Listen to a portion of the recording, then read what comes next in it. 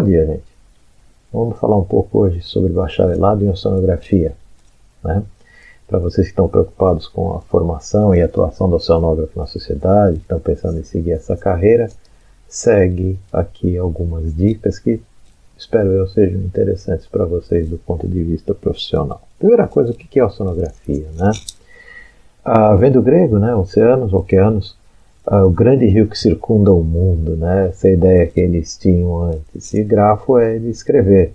A oceanografia, oceanologia, ciência marinha, é tudo a mesma coisa, tá? Vamos combinar. É o estudo de fenômenos que se processam nos oceanos, principalmente, mas abrange também rios, lagos, estuários, lagoas costeiras e tudo mais, nas formas de vida marinhas, margens continentais e águas interiores. Portanto, é uma ciência multidisciplinar. Vocês percebem que para estudar qualquer uma dessas coisas que eu acabei de enunciar, vai um pouco além de qualquer disciplina específica, mas se refere mais ao conjunto delas. Para que estudar o oceano? Se você olhar a Terra de longe, bem de longe, né, num satélite em órbita, por exemplo, nesse caso de um satélite em órbita geoestacionária, lá longe, 36 mil quilômetros de distância, mesmo escolhendo olhar para a Terra pelo lado das Américas, o que mais aparece aí é azul. A gente gastou mais tinta azul para imprimir essa fotografia do que outra coisa. Então, a Terra é muito mais oceano do que continente. Se isso não for o suficiente para motivar alguém a estudar os oceanos, tem uma série de outros fatores que a gente vai falar um pouquinho aqui. Essencialmente é um enorme corpo d'água que ocupa as depressões da superfície terrestre, sendo que 97% da água do planeta está nos oceanos. A propósito, o segundo colocado é o gelo, no Ártico e na Antártica. Então, nós seres continentais, né, que andam e não nadam, temos essa ideia de que rios são extremamente importantes e tudo mais. Sim, eles são importantes para a gente, mas em termos planetários, o corpo d'água mais importante é o oceano. Tá? Isso sem dúvida nenhuma. 97% é uma proporção razoavelmente grande, né? E esse é um outro jeito de olhar para os oceanos. Os oceanos são aquela enorme porção de água que ocupa esse buraco que vocês estão vendo, tá? Essas bacias que separam ali os continentes. Dá para notar que não é um fundo liso, né? Então tem muito que se estudar a respeito de vários aspectos dos oceanos, inclusive geologia. Bom, isso a gente vai falar um pouco mais tarde. Tá? Vocês têm aí alguns dados a respeito da quantidade de água que nos circunda. A área é essencialmente 70% da área da Terra. A massa é da ordem de bilhão de toneladas, né? Então vamos lá, 1000, milhão, bilhão, são 9 zeros, é 1 bilhão de bilhão, são 9 mais 9 zeros, são 18 zeros. O volume é gigantesco, a profundidade média dos oceanos é da ordem de 4 km, né? 3.796, se você chegar até bem perto da borda. A temperatura média dos oceanos é praticamente 4 graus Celsius, falta um Czinho ali. Tá? Então, em média, o oceano é bem frio. A gente não percebe isso, nossa percepção usual do oceano aí na praia e tal, e ninguém vai na praia quando está 4 graus, né? Salinidade média da hora de 35, né, 34, 48, é um bocado de água, é salgado, e em média é gelado, mas a gente fica só na parte quentinha. Tá? A propósito, é bem velhinha, tá? 4 bilhões de anos. Já se perguntou de onde veio essa água toda? Enfim, outro ponto é que a gente tende a pensar que os continentes são a última bolacha do saquinho, né? A coisa mais importante que tem, porque a gente vive aqui em cima. Mas se notar, Monte Everest não é o monte, a montanha mais alta do planeta, mas se você pensar no Mauna Kea, do pico até a base, ele tem muito mais do que um Everest. Na verdade, é quase 2 Everests, né? Por quê? Porque a base é lá no fundo, é no fundo do mar. Então seria o equivalente a ter uma montanha, se secasse o mar, pelo amor de Deus não faça isso, mas se secasse o mar, você fica com uma montanha de 10 quilômetros. Então, a nossa perspectiva ela é muito centrada no continente. Né? O fato interessante a respeito da oceanografia é que ela muda o teu jeito de ver o planeta, né? Muda o teu jeito de ver o mundo. O mundo no sentido bem pé no chão de mundo mesmo, né? Planeta. Os oceanos têm 96,5%, quase 97% da água. Então é água salina, tem uma parte que está no subsolo e tem uma parte que está nos rios, que é água doce, né? Que são aqueles 2,5% aqui em cima. Dessa água doce, a parte que está no subsolo é 30%, ou seja, daqueles 2,5%, 30% está no subsolo, 70%, 68,7% está em geleiras e no gelo polar, né? Gelo continental. Na superfície sobra 1,2%. Então toda essa água doce que você comumente vê em rios e lagos e tudo mais, compõe apenas 1% da água disponível no planeta. Dessa água doce aqui, 70% está nas regiões árticas e antárticas, né, na forma de gelo e de permafrost. Permafrost é gelo congelado no chão. Lagos tem 20%, e por aí vai, até a gente chegar em 3% da água que está na atmosfera. Essa aqui chove na sua cabeça de vez em quando, você fica alegre ou triste, dependendo de se é lavrador ou não. Muito bem. Então, oceanografia é o mesmo que ciências marinhas, é o mesmo que oceanologia, e ela envolve diversas disciplinas, né? Ela integra física, geologia, química, biologia e, de certa forma, engenharia, dependendo do enfoque do curso ou da instituição. Em geral, as instituições que têm um curso de oceanografia têm algo ligado à engenharia oceânica por perto. Pela natureza interdisciplinar e multidisciplinar, ou transdisciplinar, como até é mais charmoso falar, ela está na área de ciências exatas e da Terra. Portanto, se você pretende entrar na oceanografia, saiba que está entrando numa carreira de ciências exatas e da Terra. Certo? Muito bem. Tem 4 grandes áreas, essas são as áreas clássicas: física, geologia, química e biologia. Tá? E quando a gente fala em oceanografia física, oceanografia geológica, química e biológica, significa que você não está estudando física por si só, ou biologia ou química por si só. Mas o oceano tem que ser parte da equação. O oceano tem que ser parte do problema. Né? Não se trata de focar na mecânica dos fluidos, por exemplo, no caso da física, que é a minha especialidade, mas sim na mecânica de fluidos aplicada ao oceano, aplicada a um tipo muito específico de fluido e considerando a fenomenologia, considerando o processo oceanográfico, né? Causas e consequências, até onde isso vai, esse tipo de coisa. Mesma coisa vale para a química, você não vai estudar a natureza do composto químico, mas você vai estudar o papel dele no oceano. Na biologia você não vai estudar o animal, você não vai estudar a 10ª perninha do siri, você vai estudar o papel do siri num ecossistema que fica no mar. Tá? Então tem que se fazer essa diferença para evitar confusões que podem ser um tanto quanto penosas durante um curso de graduação. Oceanografia física, exatamente do que a gente está falando, né? Estuda processos dinâmicos, termodinâmicos, então é movimento de calor envolvidos na circulação das massas d'água. Estuda e observa a dinâmica das ondas, correntes, interações oceano-atmosfera.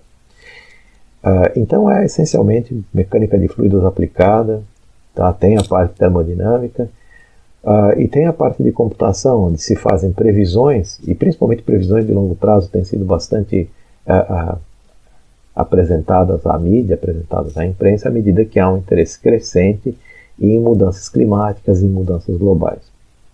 Então isso é mais ou menos o papel da oceanografia física, assim, em alguns segundos. A geológica cuida de questões como a composição do planeta, a mobilidade da crosta, característica de sedimentos, a história dos oceanos, né, a paleooceanografia, que também é muito estudada aqui no Brasil, continentes e clima, né, estudar o passado para se ter uma ideia de como será o futuro, e realiza um grande trabalho de grande interesse público como prospecção de minerais, ou ligados à prospecção de petróleo, gás, minérios diversos, e previsão, acompanhamento, detecção de terremotos e tsunamis. Oceanografia química, como o próprio nome diz, estudam sólidos e gases dissolvidos nos oceanos. O foco, como eu disse, é o papel disso no oceano. Estuda também suas relações com biologia, geologia e oceanos como um todo. Então tem esse aspecto também ligado à poluição marinha e tudo mais. A oceanografia biológica, por sua vez, estuda os organismos vivos no ambiente marinho, sua ecologia, diversidade, conservação, impacto de poluentes nos organismos, né, isolamento de drogas a partir de espécies marinhas, pesca e aquicultura. Então, novamente, o foco aqui é o organismo no ambiente. Né? Não é o organismo por si só, mas é como o ambiente afeta a vida desse organismo, uma vez que, né, eu já atraí a atenção de vocês para a oceanografia. Vamos ver o que dá para fazer. Onde tem curso de graduação em oceanografia no Brasil. Um pouquinho de história. Então, o primeiro curso de graduação foi criado em oceanologia e foi criado em 1970, há não muito tempo atrás, quero crer, na Fundação Universidade do Rio Grande do Sul, na FURG. Está lá em Rio Grande, é no extremo sul do país. Atualmente, há cursos de graduação em 14 instituições públicas e privadas em todo o território nacional, em geral perto da praia, por razões óbvias, né? Há também cursos correlatos com perfil técnico, não é para oceanografia, mas tem esse aspecto um pouco mais técnico. O Instituto Oceanográfico da Universidade de São Paulo é um pouquinho mais recente, dependendo de como você olha para a história dele. Na verdade, ele foi fundado como Instituto de Pesca em 1946, foi incorporado à USP em 51, permaneceu como um instituto apenas de pesquisa, sem alunos dentro, né, até 1973, quando foram criados os cursos de pós-graduação em oceanografia física e biológica. Hoje, permanecem 2 departamentos, né, a de oceanografia física, química e geológica e outro de oceanografia biológica. E nós temos graduação, sim. Eu vou falar um pouquinho mais disso mais para frente. Quando eu falo do Instituto Oceanográfico da Universidade de São Paulo, compreendam que tem a sede em São Paulo, que não é na praia, mas é relativamente perto, né, 70 quilômetros. Tem uma base sul lá em Cananéia, né, que é essa que vocês estão vendo aqui. Tem uma base norte em Ubatuba.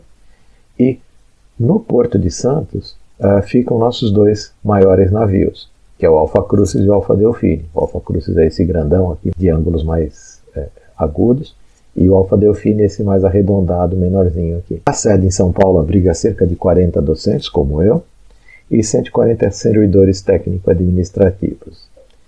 Nós temos aproximadamente 40 laboratórios de pesquisa em todas as áreas da oceanografia, então abrange as 4 áreas e cobre vários assuntos dentro de cada área. Eu mencionei isso, de cobrir as 4 áreas, de ter um número grande de laboratórios, porque isso nos dá um certo equilíbrio dentro do curso. Então, mantém a interdisciplinaridade, não sendo uma coisa apenas no papel, mas funcionando na prática. Ele contempla um centro didático, que é um segundo prédio, um pouco mais recente, com 6 salas de aula e 6 laboratórios para aulas práticas. As bases, a base de Ubatuba, tá, e a base de Cananéia são postos avançados, onde se fazem trabalhos de campo.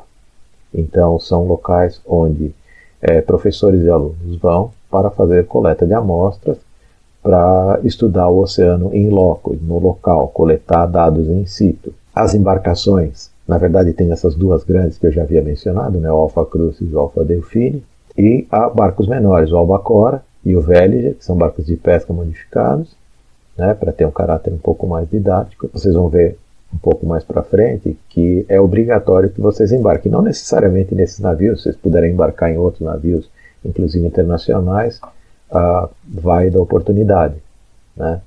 Mas, em todo caso, a maioria dos nossos estudantes embarca nesses veículos aqui. Esse é o prédio novo que eu tinha falado, né? Ele foi criado formalmente em 2001, com a primeira turma ingressando em 2002, né? E a gente, corpo docente, tenta manter o curso atual, sendo sempre aperfeiçoado, e tem tido relativo sucesso nessa empreitada. Muito bem, o curso de oceanografia é um curso de bacharelado, tá, de 5 anos, ou seja, são 10 semestres, com tempo máximo de 15, O curso é ofertado em tempo integral, o que significa que tem aulas de manhã e tem aulas à tarde, o que torna difícil para quem trabalha se manter no curso de oceanografia. Isso é um ponto a ponderar.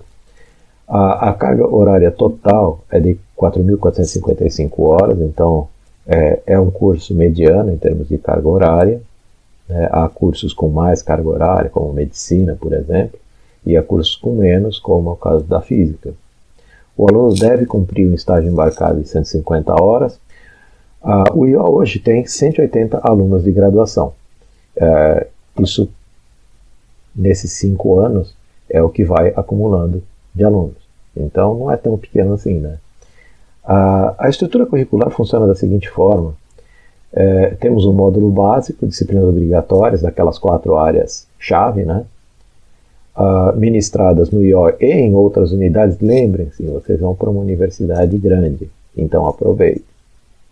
Você pode fazer curso de física com físicos, de matemática com matemáticos, e assim vai. Então a formação, a base é forte. Tem um módulo profissionalizante que contempla disciplinas obrigatórias, com foco em diferentes aspectos da oceanografia, e tem um módulo complementar com disciplinas optativas. Então tem aquelas disciplinas que você é obrigado a cursar, que são básicas, que não dá para falar que a pessoa é um oceanógrafo se não cursar aquilo, né, se não tiver um bom aproveitamento nessas disciplinas, mas tem um conjunto de disciplinas que é de livre escolha.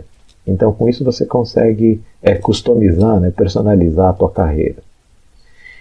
E em geral o que o pessoal faz é direcionar mais para uma área ou para outra, ou para um par delas dentro da oceanografia. E tem o estágio embarcado, que é de 150 horas, tem quem faz pipocado, né, faz pequenos embarques junto à costa, quem gosta mais da oceanografia costeira, ou faz quase tudo de uma vez só e pega um embarque desses que vão para o meio do Atlântico, por exemplo. Varia, depende da oportunidade. Há organizações discentes, tem o centro acadêmico, o famoso Ponta Lassa, né, e tem a IO Júnior, que é uma empresa júnior, que foi nucleada no próprio IO, e é uma empresa de consultoria em oceanografia, organizada e gerida por estudantes.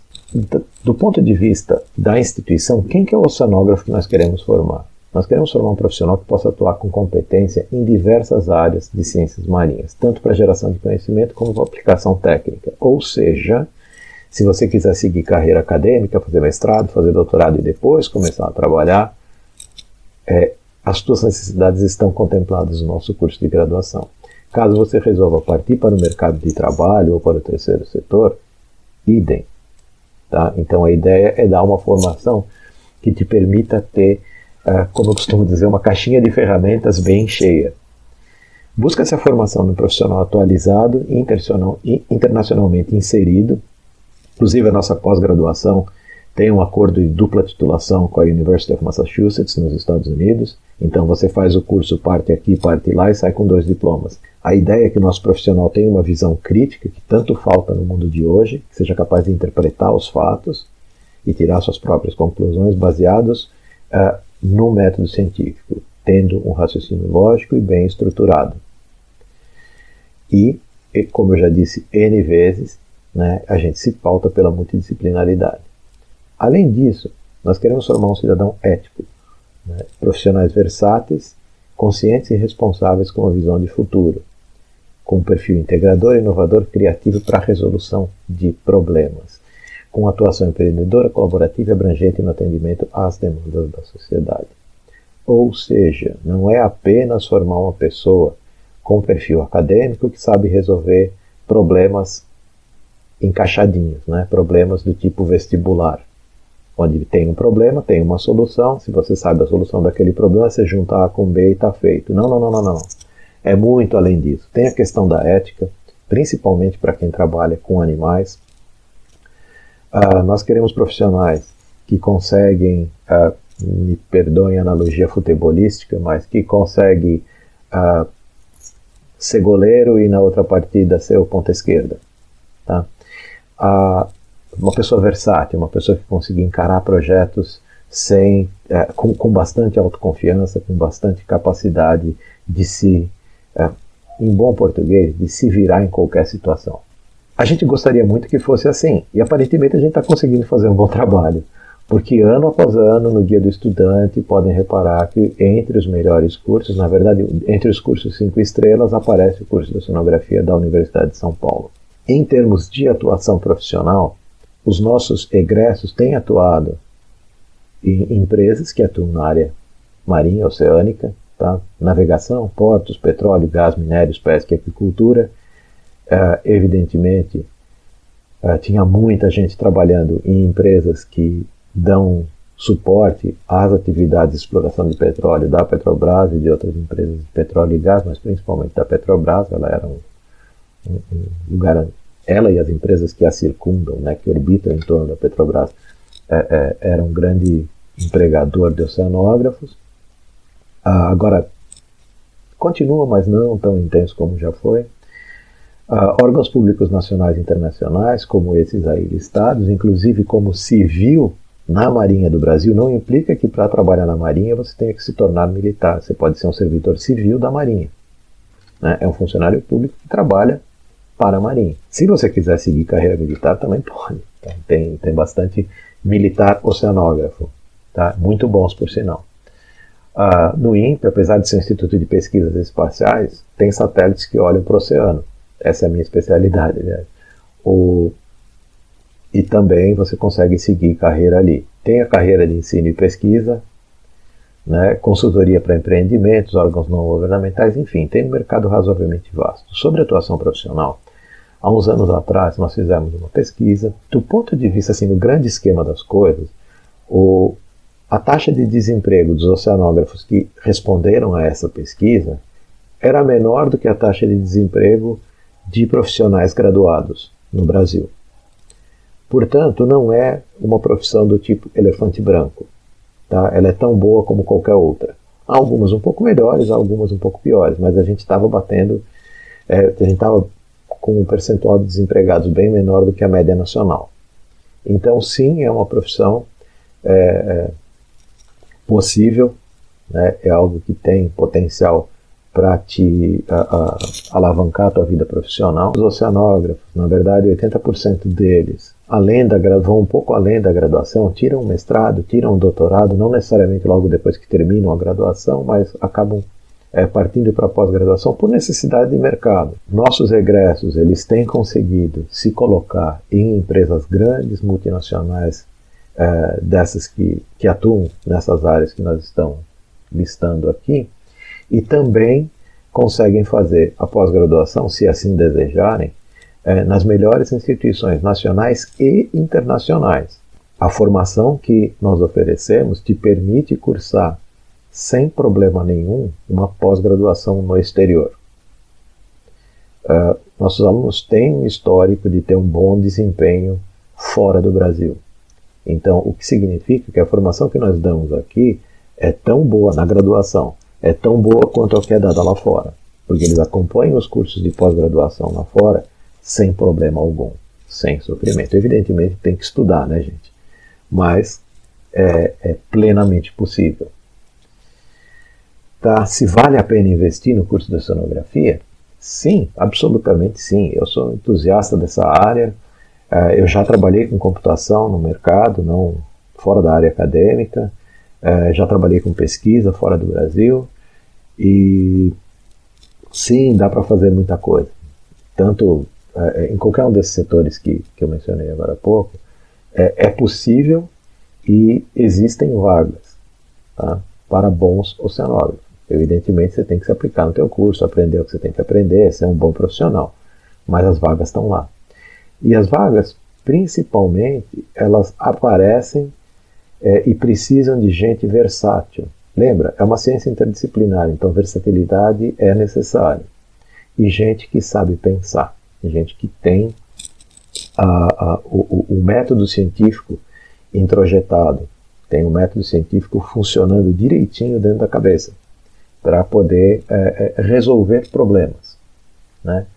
O sonho de qualquer empregador é ter alguém que trabalhe com ele, um parceiro que seja capaz de resolver problemas, né? Não de criar problemas adicionais, evidentemente. Tá? Como é que está o mercado de trabalho? O mercado de trabalho já teve melhor, não vamos tampar o sol com a peneira, né? Na época áurea da Petrobras, tinha um déficit de oceanógrafos muito grande. Agora, depois de todos os problemas que ocorreram e por causa da economia global também, o mercado não está tão aquecido assim, mas o petróleo continua lá. A exploração do oceano continua lá. As empresas, independente de serem brasileiras ou não, continuam precisando de oceanógrafos aqui, no local. Então, ainda há muito o que fazer. Isso é um jargão da Marinha, a propósito. Mas alguns conselhos que eu posso dar. Tá? Inclusive está escrito ali. Inglês pesa no currículo? Pesa. Então, evidentemente, né? Inglês, eu costumo dizer que inglês ruim é a língua franca da ciência. Então, se você vai para qualquer carreira científica, tenha inglês funcional. Né? Não se trata de declamar poemas em inglês, mas o inglês científico tem que estar em dia, tem que estar afiado. Nossa pós-graduação, ela tem mestrado, tem doutorado, é um dos cursos mais antigos do país, com mais de 40 anos, já otorgou mais de 700 títulos, então a USP tem egressos pelo Brasil inteiro, na verdade pelo mundo inteiro. É reconhecido pela CAPES como um curso de excelência, nível internacional, com o conceito 7, que é o máximo, né? Não vai até 10 não, vai até 7 e a gente é 7. Além disso, é um curso que te abre portas. Né? Os egressos da nossa pós-graduação conseguem posições naquilo que eles almejam, né? E, novamente, em todos os cantos do mundo. Tá? É muito gostoso ser capaz de dizer isso, mas há oceanógrafos formados pelo Instituto Oceanográfico, ou seja, que passaram em algum ponto de sua carreira por aqui, espalhados pelo mundo todo. Então não é só Brasil, o Brasil evidentemente tem nos 4 cantos, todo lugar, na verdade não nos 4, né, porque tem uma parte do Brasil que não tem muita oceanografia, mas nas bordas do Brasil inteiro nós temos oceanógrafos atuantes, né, professores, profissionais de pesquisa, que passaram pela nossa pós-graduação. Até 2011, os cursos que haviam, os cursos no Brasil haviam graduado quase 3.000 oceanógrafos. Então esse é o mercado, né? Esse é a cara. Começou com bem pouco, né? Aqui desde 74, 75, e aumentou o número de instituições de ensino superior que formam oceanógrafos. Então nós temos aí 3.000 concorrentes, né? Tá, o nível salarial varia muito. Tá? Levantamentos realizados no âmbito dos cursos de graduação mais antigos apontam que cerca de 80% dos graduados continuam trabalhando com oceanografia. É uma profissão regulamentada, tá? Foi regulamentada em 2008 e tem uma associação de classe que é a Oceano, que regularmente coloca vídeos no YouTube e tudo mais. Se quiser mais informação, tem onde procurar. Como é que você vai ingressar? A maior parte das vagas é preenchida pela FUVEST, né? Uma parte das vagas é atualmente preenchida por meio do SISU, né, o Sistema de Seleção Unificado. A nota de corte já foi maior, né, por volta de 2004, 2005. A nota de corte era mais semelhante assim à da medicina, né, então era bem alta, né, meio assustadora assim. E ela, com o tempo, né, depois que teve um primeiro boom ali de oceanógrafos, essa nota de corte foi caindo e agora ela está uma nota de corte mais próxima da média da USP. Uma parte das vagas é preenchida via SISU, né, Sistema de Seleção Unificado do Governo Federal. Nós aceitamos transferências de outros cursos, nós recebemos recentemente alguns alunos da UERJ, por exemplo, mas depende da disponibilidade de vagas, não é automático. Né? A equivalência de disciplinas também depende de análise por parte do corpo docente, para ver qual disciplina da instituição X equivale a qual disciplina da USP, se é que tem alguma equivalência. E além disso, a USP tem programas inclusivos para a rede pública. Né? Tem moradia estudantil, tem refeição subsidiada e tudo mais. É uma questão de se informar sobre esses aspectos específicos. Do fundo do coração, eu realmente espero ver vocês novamente. Por ser um instituto relativamente pequeno, nós temos 40 vagas por semestre, por ano, perdão. As pessoas se conhecem muito bem, há uma certa proximidade, para o bem ou para o mal, entre professores e alunos. Então, a gente forma uma comunidade pequena e as pessoas acabam se conhecendo bastante. Isso é extremamente vantajoso para quem é aluno, porque você não é mais um número, como nesses cursos muito grandes, né, como curso de engenharia, de medicina, coisa parecida. Isso dá uma aparência um pouco mais, como eu vou te dizer, assim, turminha, né? É um grupo legal que acaba se integrando e acaba gerando amizades que perduram ali por algumas décadas. Isso é muito positivo. Então, realmente eu espero que vocês pensem bem, é uma decisão grande, escolher por uma profissão, escolher por um curso de graduação, e que vocês façam isso da forma mais lúcida e mais informada possível. Eu espero ter cumprido parte desse papel. Um abraço e até logo.